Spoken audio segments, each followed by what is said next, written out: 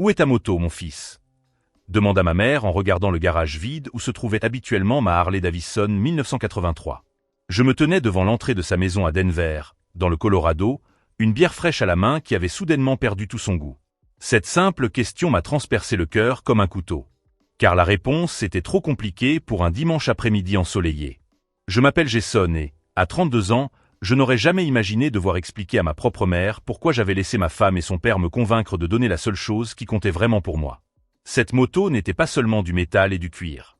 C'était le dernier cadeau que mon père m'avait fait avant de mourir d'un cancer 5 ans auparavant. C'était tous les week-ends que nous passions ensemble sur la route, à discuter de la vie tandis que le vent emportait nos soucis. C'était ma liberté, mon sanctuaire, mon lien avec l'homme qui m'avait tout appris sur l'honneur et la dignité. Et maintenant, elle était entre les mains d'un gamin gâté de 17 ans qui ne savait même pas changer l'huile. « Jason » insista ma mère, remarquant mon long silence. Je pris une profonde inspiration, me rappelant les mots exacts que ma femme Amanda avait utilisés 3 semaines auparavant. Ce n'est qu'une vieille moto, Jason. Tommy a besoin d'un moyen de transport pour son travail à temps partiel. Tu ne l'utilises presque jamais, et rester accroché au passé n'est pas sain. Son père, Richard, avait acquiescé d'un signe de tête solennel. Il est temps que tu grandisses et que tu penses à ta famille, mon garçon. Ta femme est enceinte de 2 mois. Il faut établir des priorités. La famille. Le mot qu'ils utilisaient comme arme pour désarmer toute ma résistance. Amanda était vraiment enceinte, et j'étais sincèrement heureux de cette nouvelle. Mais cela ne signifiait pas que je devais simplement remettre le souvenir le plus précieux de mon père à l'irresponsable fils de mon beau-père. Tommy avait accidenté 2 voitures au cours des 6 derniers mois. 2. Et maintenant, il voulait que je lui confie la Harley que mon père avait restaurée de ses propres mains pendant des années. Ils m'ont convaincu que c'était la bonne chose à faire. Ai-je finalement répondu à ma mère, sentant l'amertume des mots sur ma langue. Elle a froncé les sourcils, me connaissant trop bien pour accepter cette réponse. Jason Michael Thompson, ton père ne t'a pas élevé pour que tu sois un lâche. Cette phrase m'a frappé comme un coup de poing dans l'estomac. Parce qu'elle avait raison. Mon père m'avait appris à me battre pour ce qui était juste, à défendre mes convictions, à ne jamais laisser personne m'intimider ou me manipuler. Et j'avais lamentablement échoué dans tous ces enseignements. Pire encore, pendant que j'étais là, réprimandé par ma propre mère, Tommy était probablement en train de foncer sur l'autoroute 75, sans avoir la moindre idée de la valeur sentimentale de la machine entre ses jambes inexpérimentées. L'ironie, c'est qu'Amanda et Richard avaient utilisé ma propre gentillesse contre moi. Ils savaient que je ferais n'importe quoi pour ma famille. Ils savaient que le bébé à venir rendrait n'importe lequel de leurs arguments plus convaincants. Ils savaient exactement sur quel bouton appuyer pour me faire céder. Mais ils ignoraient une chose importante. Ils ne savaient pas qu'avant de donner la moto, j'avais installé un dispositif de localisation GPS militaire discret dans le châssis. Un cadeau d'adieu de mon ancien camarade de l'armée, Marcus, qui travaillait dans la sécurité d'entreprise. Au cas où quelqu'un essaierait de la voler, avait-il plaisanté. Mais maintenant, en regardant le visage déçu de ma mère, ce petit dispositif devenait quelque chose de beaucoup plus intéressant. Un outil de justice. Si vous aimez cette histoire sur la façon dont la manipulation familiale peut révéler le côté le plus stratégique d'une personne, n'oubliez pas de vous abonner à la chaîne pour découvrir jusqu'où la détermination peut mener quelqu'un. Parce qu'il pensait avoir gagné. Mais le match ne faisait que commencer. Ma mère a croisé les bras et m'a regardé avec cette expression que je connaissais depuis mon enfance. La même qu'elle avait quand je rentrais tard de l'école ou quand elle découvrait que j'avais menti au sujet de mes devoirs.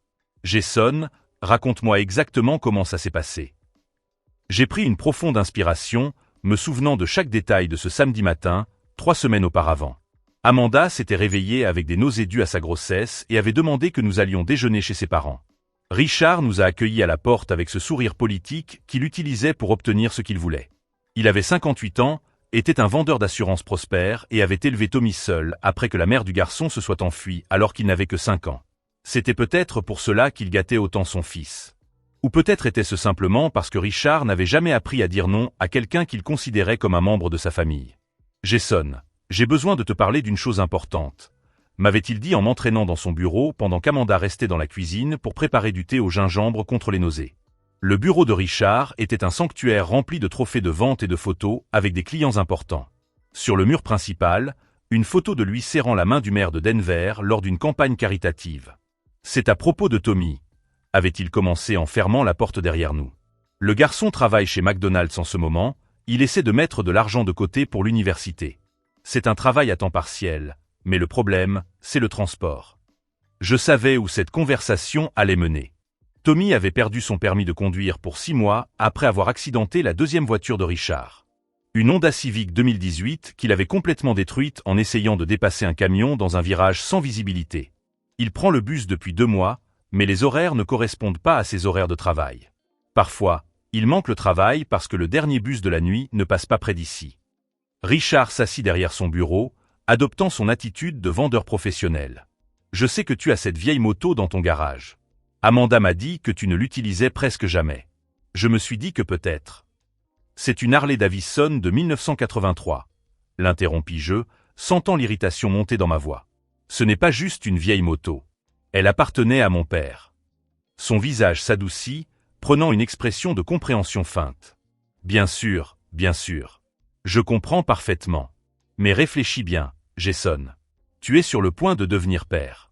Il est temps de laisser le passé derrière toi et de te concentrer sur l'avenir. » À ce moment-là, Amanda apparut à la porte, tenant une tasse de thé et posant sa main libre sur son ventre encore petit. « De quoi parlez-vous » demanda-t-elle, même si son sourire indiquait clairement qu'elle savait déjà. « Ton père me suggérait de prêter la Harley à Tommy. » Amanda s'assit à côté de moi sur le canapé, me prenant la main avec cette délicatesse étudiée qu'elle utilisait lorsqu'elle voulait quelque chose. « Chérie, ce ne serait que temporaire. Jusqu'à ce qu'il puisse s'acheter une moto d'occasion ou quelque chose comme ça.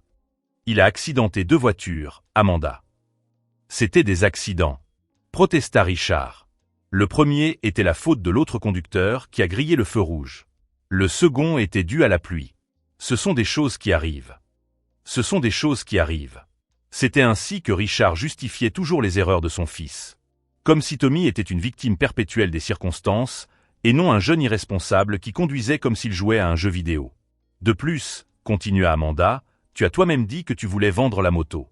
Tu te souviens ? Je n'avais jamais dit cela. Jamais. Mais elle était là, déformant une conversation que nous avions eue des mois auparavant au sujet de l'éventualité d'échanger la moto contre une voiture plus familiale lorsque le bébé serait né. J'ai dit que nous envisagerions peut-être d'échanger la moto contre une voiture lorsque le bébé serait né. Je n'ai pas dit que je voulais m'en débarrasser. C'est pratiquement la même chose, intervint Richard, retrouvant son ton persuasif. Et écoute, si Tommy en prend bien soin pendant quelques mois, elle pourrait même conserver sa valeur de revente. Les motos doivent être utilisées, pas rester dans le garage à prendre la poussière. Au cours de l'heure qui a suivi, ils ont utilisé toutes les tactiques possibles. Amanda a pleuré, disant que sa grossesse était stressante et que cela lui enlèverait un poids de savoir qu'elle aidait son frère adoptif. Richard a apporté des statistiques sur les accidents de la route, essayant de prouver que les motos étaient dangereuses pour les parents de famille. Ils ont parlé de responsabilité, de maturité, de sacrifice pour la famille. Ils ont utilisé ma propre gentillesse comme une arme contre moi. Et ça a marché. Pendant 2 heures, j'ai résisté. Mais quand Amanda m'a pris la main et m'a murmuré « S'il te plaît, fais-le pour nous », en regardant mon ventre où grandissait mon premier enfant, toute ma résistance s'est effondrée. « D'accord », ai-je murmuré, sentant une partie de moi mourir. Mais c'est un prêt. Et il doit prendre soin d'elle comme si c'était la sienne. Le sourire triomphant que Richard et Amanda ont échangé à ce moment-là aurait dû être un signal d'alarme. Ils n'étaient pas soulagés d'avoir résolu le problème du transport de Tommy. Ils étaient satisfaits d'avoir réussi à me manipuler exactement comme prévu. Maintenant, en racontant tout cela à ma mère, je réalisais à quel point j'avais été naïf. « Et où est Tommy maintenant » demanda-t-elle, la voix chargée d'une colère contenue. « Probablement en train de rentrer du travail, » répondis-je. « Sur ma moto. » Ma mère secoua la tête, le visage marqué par la déception. « Ton père doit se retourner dans sa tombe. » Cette phrase m'a profondément touché. Parce qu'elle avait raison. Mon père avait lutté pendant 3 ans contre le cancer, et au cours des derniers mois, alors qu'il savait déjà qu'il n'y avait plus d'espoir, il passait chaque week-end à restaurer cette Harley pour moi. Pour que tu te souviennes toujours que les vrais hommes protègent ce qui est important, m'avait-il dit en me remettant les clés, les mains tremblantes à cause de la chimiothérapie. Et je l'avais simplement donné à un adolescent irresponsable parce que je n'avais pas eu le courage d'affronter ma femme enceinte. Mais alors que ma mère me réprimandait dans sa cuisine, mon téléphone a vibré pour m'indiquer une notification de l'application de suivi. La moto était à l'arrêt depuis 15 minutes à une adresse que je ne reconnaissais pas. Une adresse qui n'était certainement pas le McDonald's où Tommy était censé travailler. Discrètement, j'ai ouvert la carte et j'ai vu l'emplacement exact. C'était un bar connu pour ses courses de motos illégales à la périphérie de la ville. Tommy n'allait pas au travail et n'en revenait pas. Il utilisait la Harley de mon père pour se faire remarquer. Et à ce moment-là, en regardant le point rouge clignoter sur l'écran de mon téléphone, j'ai senti quelque chose changer en moi. La culpabilité et le regret ont commencé à se transformer en quelque chose de beaucoup plus dangereux. La détermination. Discrètement, j'ai montré l'emplacement à ma mère. Il est au Murphy's Bar, ai-je chuchoté en pointant le point rouge sur l'écran. Cet endroit où ils organisent des courses illégales le mercredi soir. Le visage de ma mère s'est durci. Elle connaissait le Murphy's Bar parce que mon cousin Kevin y avait perdu son permis de conduire l'année précédente, arrêté par la police lors d'un contrôle. Alors il ne travaille pas, a-t-elle dit, la voix chargée d'une colère glaciale. Il utilise la Harley de ton père pour se la piffer comme un adolescent idiot. À ce moment-là, mon téléphone a sonné. C'était Amanda. Salut, chérie. Sa voix était trop mielleuse, comme toujours quand elle voulait quelque chose. Tu peux rentrer à la maison? J'ai besoin de te parler d'une chose importante. Je suis chez ma mère en ce moment. Que s'est-il passé? Il y eut un silence. C'est à propos de Tommy. Eh bien, il y a eu un petit incident aujourd'hui. Mon estomac se noie. Quel genre d'incident, Amanda? Rien de grave. Juste quelques éraflures sur la moto. Tu sais à quel point ces vieilles Harley sont fragiles. Mon père a dit qu'il pouvait facilement la réparer. Quelques éraflures. Sur la Harley que mon père avait méticuleusement restaurée pendant des mois de chimiothérapie. La moto qu'il avait peinte de ses propres mains tremblantes, chaque détail ayant été choisi spécialement pour moi. Quel genre d'égratignure? Demandai-je, la voix dangereusement calme.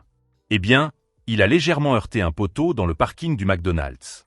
Mais ce ne sont que quelques rayures sur le réservoir et quelques dommages au guidon. Rien qui ne puisse être réparé. Elle mentait. Le GPS indiquait clairement que Tommy avait passé les 3 dernières heures au Murphy's Bar, et non au McDonald's. Et s'il ne s'agissait que d'un petit incident, pourquoi semblait-elle si nerveuse? Jason, tu es là? Demanda Amanda, interprétant mon silence comme un signe d'acceptation. Oui. Je rentre à la maison maintenant. Je raccrochai le téléphone et regardai ma mère. Ils ont accidenté la moto, dis-je simplement. Ce qui se passa ensuite était quelque chose que je n'avais pas vu depuis des années. Ma mère, Catherine Thompson, une femme de 61 ans qui avait élevé 4 enfants après la mort de mon père, était véritablement furieuse.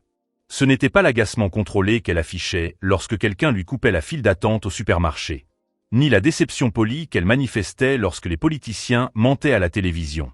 C'était une rage primitive, le genre de colère qui surgit lorsque quelqu'un profane quelque chose de sacré. Jason Michael Thompson, a-t-elle dit, utilisant mon nom complet comme elle le faisait quand j'étais enfant.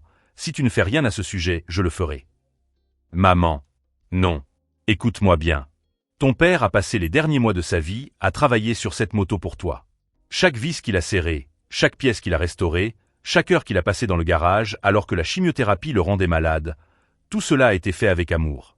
Elle se leva de sa chaise dans la cuisine et se dirigea vers la fenêtre qui donnait sur le jardin. Et maintenant, tu as laissé un garçon gâté et irresponsable la détruire parce que tu n'as pas eu le courage de dire non à ta femme manipulatrice. Le mot « manipulatrice » m'a frappé comme une gifle. Parce qu'elle avait raison. Amanda avait utilisé ma propre gentillesse comme une arme contre moi. Elle savait exactement comment me faire culpabiliser, comment transformer mon refus en égoïsme, comment me faire passer pour le méchant parce que je voulais protéger quelque chose de précieux. Que me suggérez-vous de faire? Demandai-je. Ma mère se retourna, les yeux brillants de détermination. D'abord, tu vas chez eux et tu constates les dégâts de tes propres yeux. Ensuite, tu vas récupérer ce qui t'appartient. Et si Amanda crie? Et si elle dit que je suis irrationnel à cause des hormones de la grossesse? Alors tu lui rappelleras que les vrais hommes protègent ce qui est important. Et que ton père n'a pas élevé un lâche. Je conduisis jusqu'à la maison de Richard en silence, mon esprit passant en revue tout ce qui s'était passé ces derniers mois. Les signes de manipulation étaient là depuis le début. La façon dont Amanda choisissait toujours des moments où j'étais émotionnellement vulnérable pour me demander des choses importantes. La façon dont Richard utilisait son âge et son expérience pour me faire sentir immature lorsque je n'étais pas d'accord. La tactique de double pression qu'ils utilisaient, se soutenant toujours mutuellement contre moi. Quand je suis arrivé à l'entrée de la maison de Richard, j'ai vu la Harley dans le garage. Mon cœur s'est arrêté. Le réservoir, que mon père avait peint en bleu métallisé avec des détails argentés, était profondément rayé. Le guidon était tordu. Le rétroviseur gauche était complètement cassé. Le côté gauche de la moto montrait des signes évidents qu'elle avait frotté contre quelque chose de rugueux, probablement de l'asphalte. Ce n'étaient pas des éraflures de stationnement. C'étaient les dommages causés par un véritable accident. Tommy avait accidenté la moto lors d'une course illégale et avait essayé de le cacher. Amanda est apparue à la porte du garage, une tasse de thé à la main. Jason. Je suis contente que tu sois venu. Tu vois? Ce n'est pas aussi grave que ça en avait l'air au téléphone. Elle me mentait effrontément. Amanda, ce ne sont pas des rayures de stationnement. Bien sûr que si. Tommy m'a tout expliqué. Il sortait du travail et n'a pas vu le poteau. Ça arrive à tout le monde. À ce moment-là, Tommy est sorti de la maison. 17 ans, les cheveux en bataille, un t-shirt Black Sabbath et l'attitude de quelqu'un qui n'a jamais eu à subir les conséquences de ses actes. Salut, Jason. Désolé pour la moto, mec. Les accidents, ça arrive, non? Les accidents, ça arrive.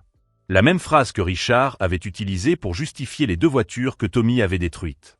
Où exactement cet accident s'est-il produit? Demandai-je calmement. Dans le parking du McDonald's, comme l'a dit Amanda. Je sortis mon téléphone et ouvris l'application de suivi. Intéressant. Parce que le GPS montre que tu as passé les 4 dernières heures au Murphy's Bar. Le visage de Tommy pâlit. Amanda laissa tomber sa tasse de thé, qui se brisa sur le sol du garage. GPS? Balbutia-t-elle. J'ai installé un traceur militaire sur la moto avant de la lui prêter. En cas de vol. En réalité, je l'avais installé parce qu'une partie de moi soupçonnait déjà Tommy de ne pas être responsable avec elle. Mais maintenant, en regardant les visages coupables devant moi, je réalisais que la situation était bien pire que je ne l'avais imaginé. Tommy, dit-il lentement, tu as accidenté la moto lors d'une course illégale au Murphy's Bar. Et vous avez tous les 2 décidé de me mentir à ce sujet. Jason, je peux t'expliquer. Commença Amanda. Non. Tu m'as déjà expliqué. Tu m'as expliqué que quelques rayures de stationnement sont plus importantes que la dernière chose que mon père m'ait laissée. Tommy a tenté une approche différente. Mec, détends-toi. Ce n'est qu'une vieille moto. Mon père peut l'envoyer chez le mécanicien et la remettre à neuf. Juste une vieille moto. Ces mots résonnaient dans mon esprit. Pour eux, ce n'était qu'un objet.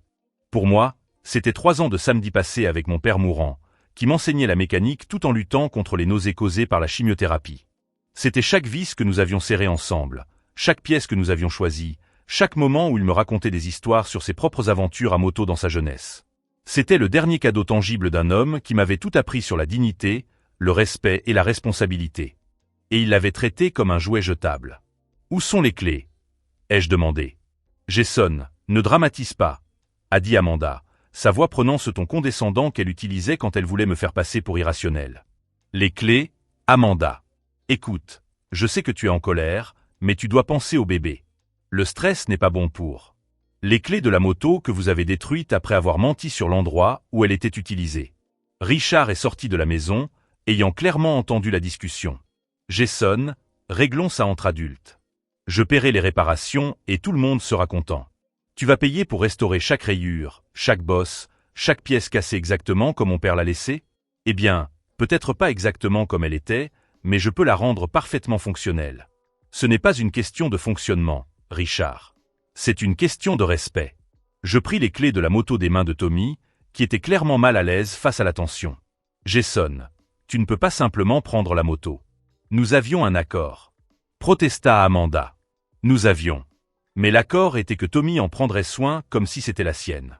Et qu'elle serait utilisée pour se rendre au travail. J'ai pointé du doigt les dégâts. Ça ne ressemble pas à de l'entretien. Et le Murphy's Bar n'est certainement pas le McDonald's. En poussant la Harley endommagée hors du garage, j'ai senti quelque chose changer en moi. Ce n'était pas seulement de la colère. C'était de la lucidité. De la lucidité sur qui étaient vraiment les gens autour de moi. De la lucidité sur la façon dont ils percevaient mes sentiments et mes souvenirs.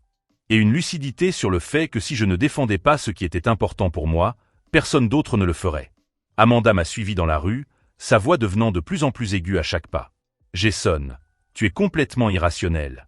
Ce n'est qu'une moto.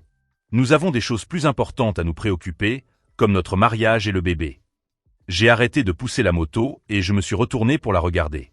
Amanda, si pour toi ce n'est qu'une moto, alors pourquoi était-ce si important de me convaincre de la donner à Tommy? Elle est restée sans voix pendant un moment. Parce que vous saviez exactement ce qu'elle représentait pour moi. Et vous avez décidé que vos désirs étaient plus importants que mes sentiments. J'ai continué à pousser la Harley endommagée dans la rue, laissant derrière moi 3 personnes qui avaient enfin compris qu'elles avaient franchi une ligne qu'elles n'auraient pas dû franchir. Mais quand je suis rentré chez moi et que j'ai mis la moto dans mon propre garage, j'ai réalisé que reprendre ce qui m'appartenait n'était que la première étape. Le vrai problème n'était pas seulement la moto endommagée. C'était le schéma de manipulation qui avait permis que cela se produise. Et les schémas, eh bien, les schémas peuvent être brisés. Surtout quand on décide enfin d'arrêter d'être une victime et de commencer à être l'architecte de sa propre justice. Pendant les 3 jours qui ont suivi, Amanda m'a bombardé de messages. D'abord, il y a eu les excuses calculées. Jason, mon amour, je sais que tu es en colère, mais tu dois comprendre que ce n'est qu'une moto. Nous allons avoir un bébé et tu te focalises sur des choses matérielles. Puis sont venues les tentatives de culpabilisation émotionnelle. Je suis enceinte et stressée, et tu m'ignores à cause d'un bout de métal? Quel genre de père vas-tu être? Et enfin, la menace voilée que je savais inévitable. Mon père dit que tu agis de manière immature et que nous devrions peut-être repenser certaines choses dans notre mariage. Chaque message ne faisait que confirmer ce que je savais déjà. Pour eux, j'étais un obstacle facilement manipulable entre leurs désirs et leur satisfaction immédiate. La moto n'était qu'un test. Si je cédais cette fois-ci, ce serait la maison la prochaine fois. Puis ce serait mon compte d'épargne. Puis ce serait ma dignité, morceau par morceau, jusqu'à ce qu'il ne reste plus rien de l'homme que mon père avait élevé. Mais pendant qu'Amanda envoyait ses messages manipulateurs, j'étais dans le garage avec ma boîte à outils, répertoriant chaque dommage sur la Harley. Des rayures profondes sur le réservoir qui nécessiteraient un ponçage complet et une nouvelle peinture. Un guidon tordu qui devrait être remplacé. Un rétroviseur cassé. Un protège-moteur cabossé. Un pot d'échappement rayé. Le budget pour tout restaurer exactement comme mon père l'avait laissé serait d'au moins 3500 $. Ce n'était pas seulement une question d'argent. C'était aussi la minutie avec laquelle mon père avait soigné chaque détail. La peinture bleue métallisée qu'il avait spécialement mélangée pour qu'elle soit assortie à mes yeux. Les détails argentés qu'il avait peints à la main pendant ses séances de chimiothérapie. La selle en cuir qu'il avait choisie parce qu'il savait que je passerais de longues heures sur la route. Tommy avait détruit 3 ans de travail passionné en une seule nuit d'irresponsabilité. Et il voulait que je passe à autre chose, simplement parce que nous étions une famille. Le lundi matin, j'ai passé mon premier coup de fil. Service des ressources humaines de Pinnacle Insurance. Comment puis-je vous aider? Bonjour, je m'appelle Jason Thompson. J'aimerais vous faire part de certaines préoccupations d'ordre éthique concernant l'un de vos vendeurs seniors. Un instant, s'il vous plaît. Richard travaillait chez Pinnacle depuis 15 ans. Il avait une réputation irréprochable, était le 2e vendeur le plus performant de la succursale de Denver et ses clients l'adoraient. Du moins, c'est ce que tout le monde pensait. Pendant mon mariage avec Amanda, j'avais observé de près la façon dont Richard opérait. Comment il gonflait légèrement les primes d'assurance pour les clients plus âgés qui ne comprenaient pas les détails. Comment il vendait des polices inutiles à de jeunes couples qui se fiaient à son expérience. Comment il manipulait les clauses en petits caractères pour maximiser ses commissions. Rien de techniquement illégal. Juste moralement discutable. Et maintenant, j'avais les noms, les dates et les montants précis de conversations auxquels j'avais assisté lors de barbecues familiaux. Monsieur Thompson, en quoi puis-je vous aider? Je voudrais signaler des pratiques commerciales douteuses dont j'ai été personnellement témoin. L'enquête interne commencerait dans une semaine. Richard ne le savait pas encore, mais sa réputation irréprochable était sur le point d'être examinée à la loupe. Mon deuxième appel était encore plus intéressant. Département des transports de Denver. Bonjour, je voudrais signaler des courses illégales de moto qui ont lieu régulièrement au Murphy's Bar. Pouvez-vous me donner plus de détails? J'ai des preuves GPS montrant un mineur utilisant ma moto volée pour des activités illégales sur place. Techniquement, la moto n'avait pas été volée. Mais Tommy l'avait utilisée à des fins non autorisées, ce qui, juridiquement, constituait un usage abusif de propriété. Et il avait menti sur l'endroit où il se trouvait, ce qui pouvait être considéré comme une obtention frauduleuse. Nous allons enquêter. Pouvez-vous nous envoyer les preuves? J'ai envoyé des captures d'écran du suivi GPS, montrant clairement que Tommy avait passé des heures au Murphy's Bar alors qu'il aurait dû être au travail. Mon troisième appel a été le plus satisfaisant de tous. McDonald's de la 5e avenue. Bonjour, j'aimerais vérifier les horaires de travail d'un employé. Tommy Richard. Un instant. J'ai attendu 3 minutes. Je suis désolé, monsieur, mais nous n'avons aucun employé de ce nom. Vous en êtes sûr? Il devrait travailler là-bas depuis quelques mois. Je vérifie à nouveau. Non, nous n'avons définitivement personne du nom de Tommy Richard sur notre liste de pets actuelle ou passée. Tommy avait menti au sujet de son emploi. Pendant des mois. Alors qu'il utilisait ma moto pour aller travailler, il ne faisait en réalité que s'amuser en ville aux dépens de la mémoire de mon père. Si vous suivez cette histoire sur la façon dont de petits mensonges peuvent faire s'effondrer des empires de manipulation, n'oubliez pas de vous abonner à la chaîne, car la véritable justice commence seulement à se révéler. Cet après-midi-là, Amanda est venue chez moi. Sans prévenir, comme elle le faisait toujours lorsqu'elle voulait me prendre au dépourvu. Elle portait cette robe bleue qu'elle savait que j'aimais, la main stratégiquement placée sur son ventre pour me rappeler constamment sa grossesse. Jason, nous devons parler en adulte. Entre. Elle s'assit sur le canapé, adoptant cette posture de victime qu'elle maîtrisait si bien. Chérie, je sais que tu es contrariée à propos de la moto, mais tu dois comprendre la situation de Tommy. Quelle situation, Amanda? Il a perdu son emploi la semaine dernière. Il avait honte de le dire à mon père. La seule chose qui le maintient à flot, ce sont ses petits boulots. Des petits boulots. Elle mentait encore. Quel genre de petits boulots? Des livraisons, des choses comme ça. C'est pour ça qu'il avait besoin de la moto. Pour rester financièrement indépendant. Amanda, j'ai appelé McDonald's aujourd'hui. Tommy n'a jamais travaillé là-bas. Son visage pâlit, mais elle se ressaisit rapidement. Ça doit être un malentendu. Peut-être qu'ils ne l'ont pas enregistré correctement. Ou peut-être qu'il a menti sur son emploi pour justifier l'utilisation de ma moto. Jason, tu es paranoïaque. Pourquoi Tommy mentirait-il à ce sujet? Je lui ai montré les captures d'écran du GPS. Parce qu'il utilisait la Harley pour participer à des courses illégales au Murphy's Bar. Amanda a regardé l'écran pendant un long moment. Je pouvais voir son esprit travailler, calculer, chercher une nouvelle approche. Même si c'est vrai, a-t-elle finalement dit, c'est pratiquement mon frère. Et il a fait une erreur. Nous en faisons tous. Certaines erreurs coûtent 3500 $ à réparer. Nous avons payé la réparation. Allez-vous payer pour restaurer chaque éraflure exactement comme mon père l'a laissé? Avec les peintures d'origine? Avec les mêmes techniques artisanales? Jason, soyez raisonnable. C'est impossible. Alors Tommy aurait dû être plus prudent. Amanda s'est levée, sa frustration transparaissant enfin derrière son masque de vulnérabilité. Tu sais ce que je pense? Je pense que tu utilises cette moto comme excuse pour saboter notre mariage. Théorie intéressante. Tu ne veux pas vraiment être marié avec moi. Tu ne veux pas être père. Tu cherches n'importe quelle raison pour fuir tes responsabilités. C'était incroyable. Même confrontée à des preuves évidentes de mensonges et de manipulation, elle essayait toujours de me faire passer pour le méchant. Amanda, je vais te poser une question simple. Si la situation était inversée, si j'avais prêté quelque chose qui t'était cher à un ami irresponsable qui m'avait menti sur l'endroit où il l'utilisait et qu'il avait ensuite accidenté, tu ne serais pas en colère? C'est différent. Pourquoi? Parce que... Elle a hésité. Parce que ce n'est qu'une moto. Voilà. Après toute cette manipulation, toutes ces excuses élaborées, toutes ces tactiques émotionnelles, la vérité crue a finalement émergé. Pour elle, les choses qui comptaient pour moi n'avaient tout simplement aucune valeur. Amanda, je veux que tu quittes ma maison. Jason, ne dramatise pas. Pars. Après son départ, elle klaxonnant avec colère dans l'allée, je me suis assis sur la terrasse avec une bière fraîche. Mon téléphone affichait 17 messages manqués de Richard. Apparemment, l'enquête du service des ressources humaines avait commencé plus tôt que prévu. Et apparemment, certains de ses clients les plus anciens avaient décidé de poser des questions sur leur police après avoir reçu des appels, de routine, sur la satisfaction client. Des appels que j'avais peut-être suggéré de passer. Anonymement. En tant que client préoccupé par les pratiques du secteur. J'ai regardé la Harley endommagée dans le garage, puis les messages frénétiques sur mon téléphone. Mon père disait toujours que la justice n'était pas quelque chose qui vous arrivait. C'était quelque chose que vous créiez. Et pour la première fois depuis sa mort, j'ai senti que j'honorais enfin ses enseignements. La donne avait complètement changé. Ils ne le savaient pas encore, mais ils n'étaient plus les prédateurs. Ils étaient désormais les proies. Le jeudi matin, mon téléphone a sonné à 6h45.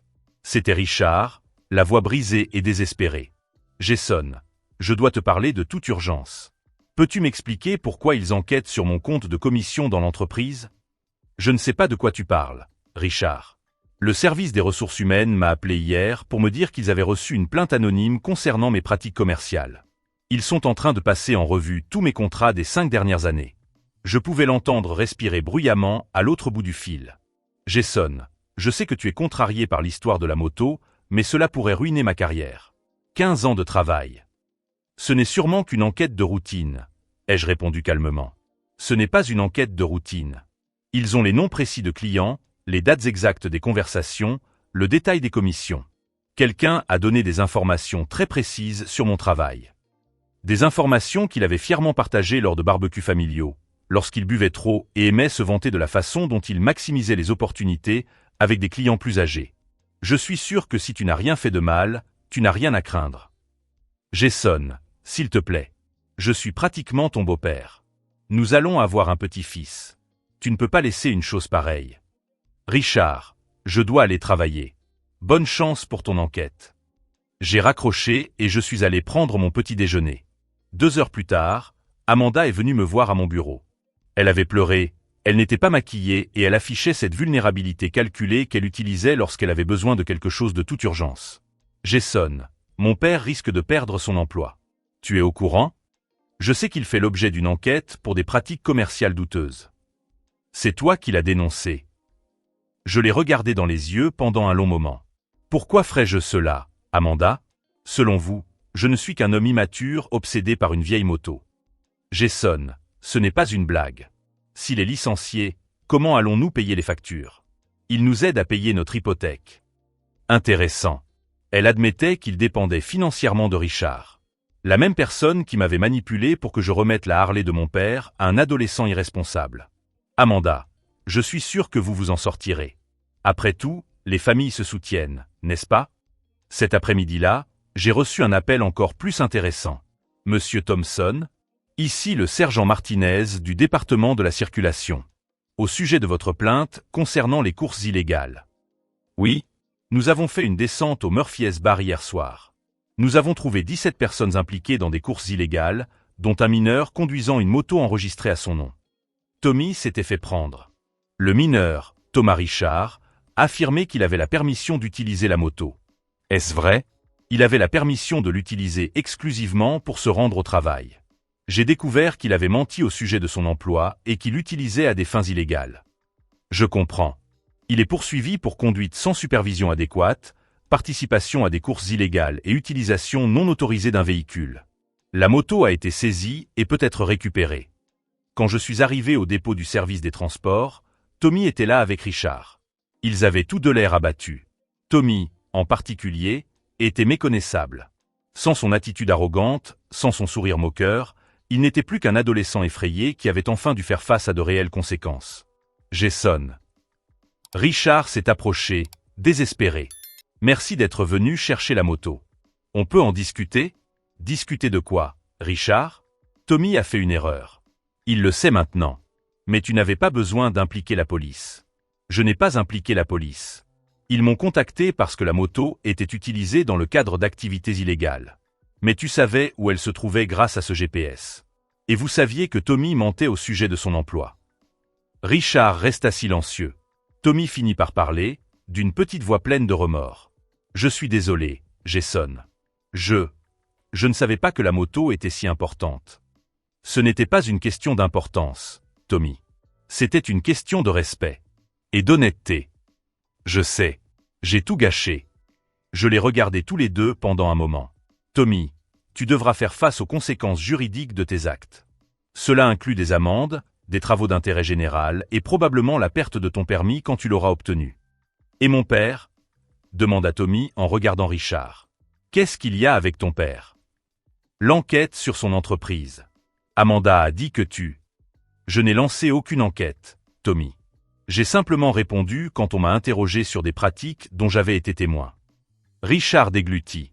Jason, tu peux leur dire qu'il s'agit d'un malentendu. Je peux dire la vérité. Que tu partageais fièrement tes stratégies de vente lors des réunions de famille. Ça va me détruire. Richard, tu as passé des mois à me convaincre qu'il était temps de grandir et d'assumer mes responsabilités. C'est maintenant ton tour. À ce moment-là, mon téléphone a sonné. C'était Amanda, hystérique. Jason, où es-tu? Tommy a été arrêté. Et maintenant, l'entreprise de mon père veut qu'il démissionne volontairement ou il sera licencié pour faute grave. Je suis au dépôt de la police pour récupérer ma moto. Tu dois faire quelque chose. Tu dois. Amanda, je dois y aller. Je suis occupé à réparer la Harley que vous avez détruite. J'ai raccroché et je me suis tourné vers Richard et Tommy. Messieurs, ce fut un plaisir. Richard a tenté un dernier coup. Jason, Amanda est enceinte. Tu ne peux pas abandonner ta famille maintenant. Je me suis arrêté à la porte du dépôt et je me suis retourné. Une famille se soutient mutuellement, Richard. Une famille ne ment pas, ne manipule pas et ne détruit pas les choses les plus précieuses les unes des autres. Mais une vraie famille m'aurait aidé à réparer la moto après l'accident. Une vraie famille se serait excusée sincèrement. Une vraie famille n'aurait pas menti sur l'endroit où elle était utilisée. Richard avait les larmes aux yeux. Que va-t-on faire maintenant? Ils vont apprendre la même leçon qu'ils ont essayé de m'enseigner. Que les actions ont des conséquences. Et que grandir signifie assumer la responsabilité de ses propres erreurs. Alors que je rentrais chez moi avec la Harley endommagée sur la remorque, j'ai reçu un message de ma mère.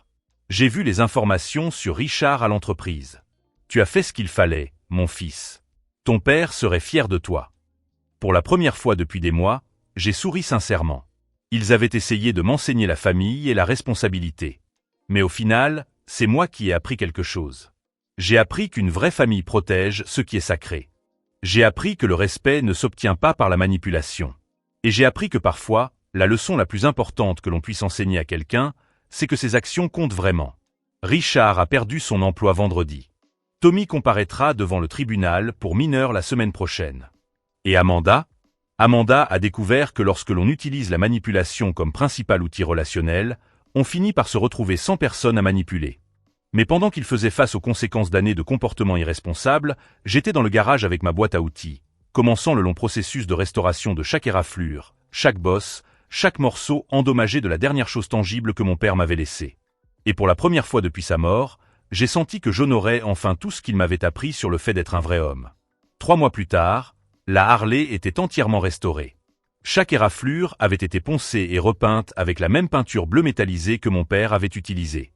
Chaque détail argenté avait été recréé à la main par un artisan de 60 ans qui avait connu mon père personnellement. Le cuir du siège a été remplacé par une pièce identique que j'ai mis des semaines à trouver. Elle était exactement comme mon père l'avait laissée le dernier jour que nous avions passé ensemble dans le garage. Ce samedi matin, alors qu'il polissait les derniers détails, ma mère est arrivée avec du café et des toasts. « Ton père serait fier », a-t-elle dit en passant la main sur le réservoir bleu brillant. « Pas seulement de la moto. De toi. » J'ai pris mon téléphone et j'ai ouvert les messages que j'avais reçus la semaine précédente. Richard avait tenté un dernier coup désespéré. « Jason, je sais que tu es en colère, mais nous pouvons régler cela en famille. Amanda est enceinte de 5 mois et a besoin de stabilité.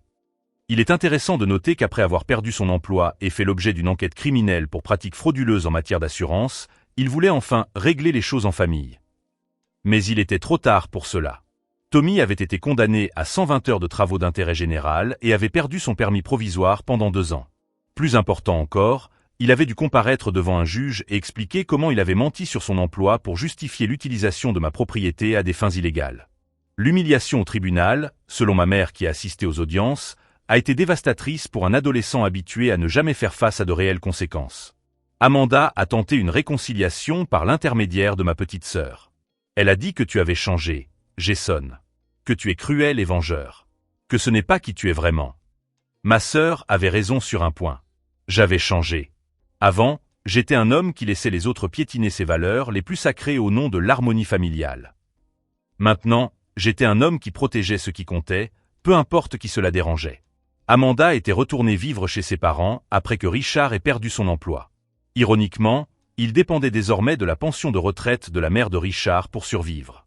La même femme qu'ils avaient négligée pendant des années, reléguée dans une maison de retraite pendant qu'ils utilisaient sa maison comme garantie pour des prêts d'investissement. La justice poétique voulait qu'elle soit désormais la seule source de revenus stables de la famille. Et apparemment, elle n'était pas très intéressée par l'idée d'aider financièrement des personnes qui s'étaient montrées irresponsables avec les biens d'autrui. Le lundi suivant, j'ai reçu un appel inattendu. « Monsieur Thompson, ici Marcus, du service de sécurité de l'entreprise. Le dispositif GPS que j'ai installé sur votre moto a sauvé plus de vies que nous ne l'aurions imaginé. » Comment ça? Les informations que vous avez fournies sur les courses illégales au Murphy's Bar ont conduit à une enquête plus approfondie. Nous avons découvert un réseau de courses impliquant des mineurs qui volaient des motos pour faire la course.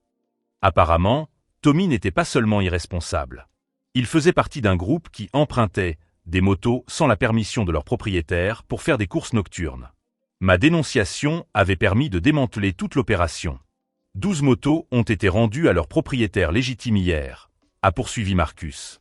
Et 3 mineurs ont été empêchés de s'impliquer davantage dans des crimes de vol. Ce dimanche-là, exactement 1 an après la mort de mon père, j'ai emmené la Harley restaurée au cimetière. Je me suis assis à côté de la pierre tombale en granit noir, j'ai démarré le moteur et l'ai laissé ronronner doucement. Papa, j'ai appris quelque chose d'important cette année. Tu m'as toujours dit que les vrais hommes protègent ce qui est important. Mais je pensais que cela signifiait céder pour maintenir la paix. Une douce brise a fait bouger les feuilles de l'arbre voisin. Maintenant, je comprends que protéger quelque chose signifie parfois être prêt à se battre pour cela. Même si cela signifie décevoir des personnes qui espéraient que je sois plus facile à manipuler. Quand je suis rentré chez moi, j'ai trouvé une enveloppe sur le pas de la porte. À l'intérieur, une lettre d'Amanda. Jason, je sais que tu ne me pardonneras pas facilement. Mais je veux que tu saches que je comprends enfin ce que cette moto représentait pour toi. Mon père m'a parlé des matins que vous passiez dans le garage pendant sa chimiothérapie.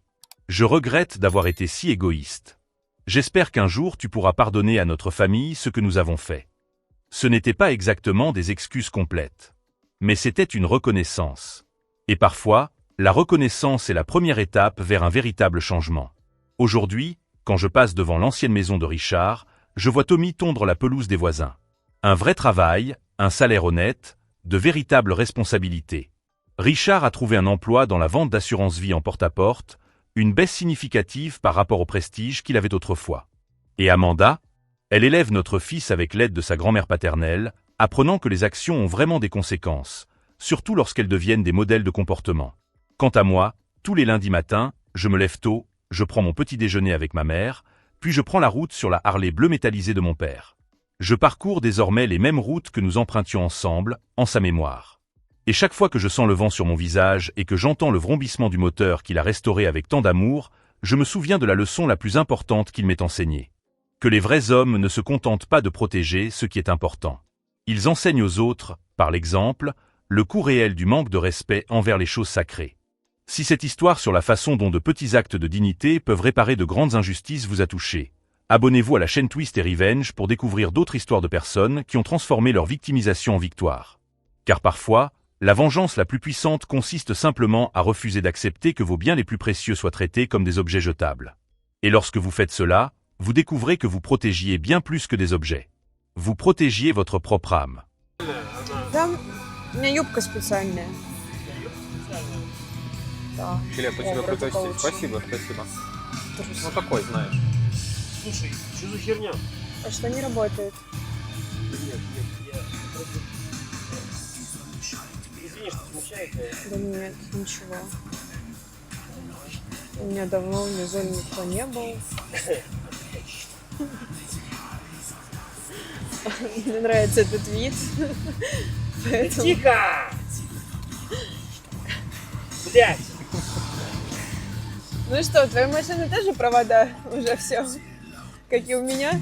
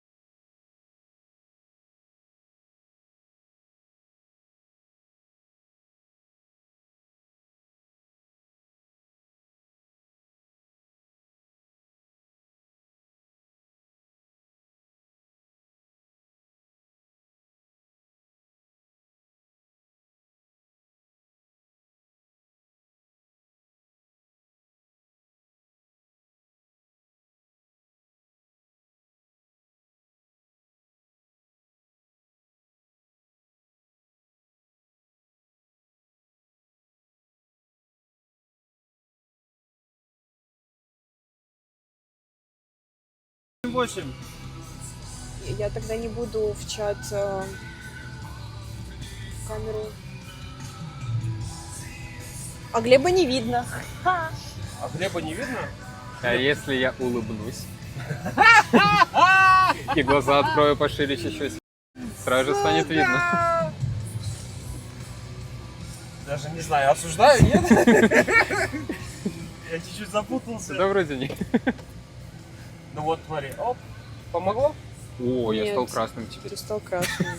Давай больше света. Ой, Ой, Ой, ой. ой. а его можно сделать потише? Его надо Ну, вообще... ну, вроде да, но это надо Только смотреть потом. вкл-выкл и все, да? Ну, чтобы тебе не светить в окна, в стекла. Мгм, да. Найди дудку, пожалуйста. Он, может, она в сумке у меня. А, я понял. Вот. Так она у тебя была. Мгм. Так, Азамат, Да. правда ли, что ты проводишь большую часть своей жизни за Абсолютная неправда. рулем? Неправда? Неправда. А я вот вижу тебя только за рулем. Ну, это просто так совпадает. Я на самом деле большую часть времени сплю, бездельничаю. А то, что пора вождения, так это ж получается... Как это его... Ну, в основном, да, я бездельничаю на самом деле. Так, тут А вот тебе тоже вопрос. Научи меня. чему? Как ты так? Вот каждый стримишь. Я такой сижу, я же у тебя часто засыпаю. Ну, у тебя такой голос приятный. О, спасибо. Засыпаю и такой... Вот эта стабильность. Как ее научиться, этой стабильности? Подожди. Это, во-первых, мне кажется, по часам ты больше стримишь, чем я. Ты вообще стримишь постоянно. Стабильность. Потому что вот сейчас вот раз на 2 дня пропал. Ну, я тоже на 2 дня пропала. Ну, ты сюда ехала. Ну да. Ну, Не, ну просто... как работа, 8-часовой рабочий день у людей обычно. ну вот. 12 часов на заводе работаю. Я вот каждый день на стриме.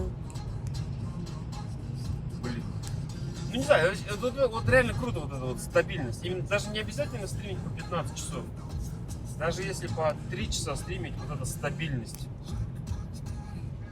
У тебя права полноценные на механику? Да, полноценно. Тут спрашивают, как у тебя сейчас устроено... Блин, когда мы едем, я не могу переключать камеру. О. Короче, у тебя тут 2 подсветки, да? Да, тебе, кстати, надо включить подсветку. О, тут есть подсветка. Да, только она ключная, а из Валберса задержка. Чип, привет, брат, спасибо за 50 рублей. Твой трек будет следующий, вне очереди. 1, 2, 3, 4 телефона. 4 телефона. И Уровень. откуда у тебя интернет идет?